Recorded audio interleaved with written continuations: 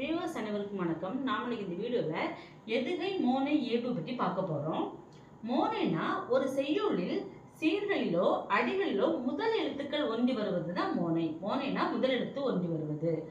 எதுகைனா ஒரு செய்யுளில் சீர்களிலோ அடிகளிலோ இரண்டாம் எழுத்துக்கள் ஒன்றி வருவது எதுகை. அப்போ முதல் எழுத்து ஒன்றி வந்துச்சுன்னா மோனை, இரண்டாம் எழுத்துக்கள் ஒன்றி வந்துச்சுன்னா எதுகை, இறுதி எழுத்துக்கள் ஒன்றி வருவது இயல்பு. அடுத்து இந்த மோனை ரெண்டு வகைப்படும். என்ன அப்படின்னா அடிமோனை, சீர்மோனை.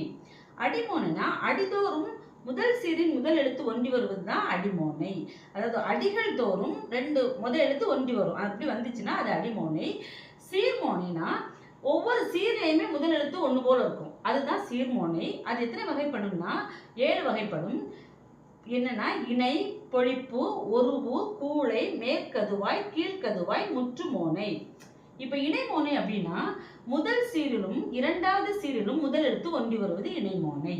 பொழிப்பு மோனைனா முதல் சீரிலும் மூன்றாம் சீரிலும் ஒன்று போல முதல் எழுத்து வந்துச்சுன்னா அது பொழிப்பு மோனை. ஒருவுனா முதல் சீரிலும் நான்காம் சீரிலும் முதல் எழுத்து ஒன்றி வருவது ஒருவு.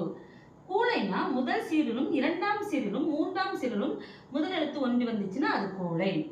மேற்கதுவாய் முதல் சீரிலும் மூன்றாம் சீரிலும் நான்காம் சீரிலும் முதல் எழுத்துக்கள் ஒன்று வந்துச்சுன்னா அது மேற்கதுவாய்.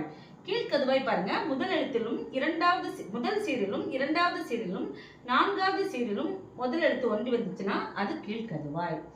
அடுத்து முற்றுமோனை. முற்றுமோனை அப்படின்னா முதல் சீர், இரண்டாம் சீர், மூன்றாம் சீர், நான்காம் சீர் நாலுலையும் முதல் எழுத்து ஒன்று போல வந்துச்சுன்னா அது முற்றுமோனை.